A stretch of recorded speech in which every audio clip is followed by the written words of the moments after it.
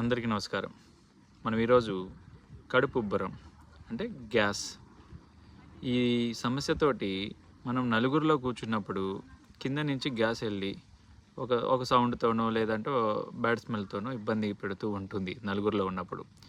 ఈ సమస్య గల వారికి మనం సింపుల్గా మన ఇంట్లో ఉన్నటువంటి ఔషధం తయారు చేసుకొని తీసుకున్నట్లయితే పరిష్కరించుకోవచ్చు. అదేంటి అని మనం చూసుకుంటే 1 గ్రాము సైంధవ లవణం బాగా అయినండి. 1 గ్రామ్ సైంధవ లవణం, రాక్ సాల్ట్ అండి. 1 గ్రామ్ రాక్ సాల్ట్, 5 గ్రాముల అల్లం ముక్క.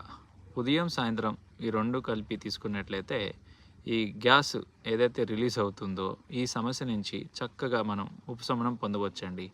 ఉదయం సాయంత్రం 1 గ్రామ్ రాక్ సాల్ట్, సైంధవ లవణం 1 గ్రాము, 5 గ్రాముల అల్లం ముక్క 2 కలిపి తీసుకోవాలి ఉదయం సాయంత్రం.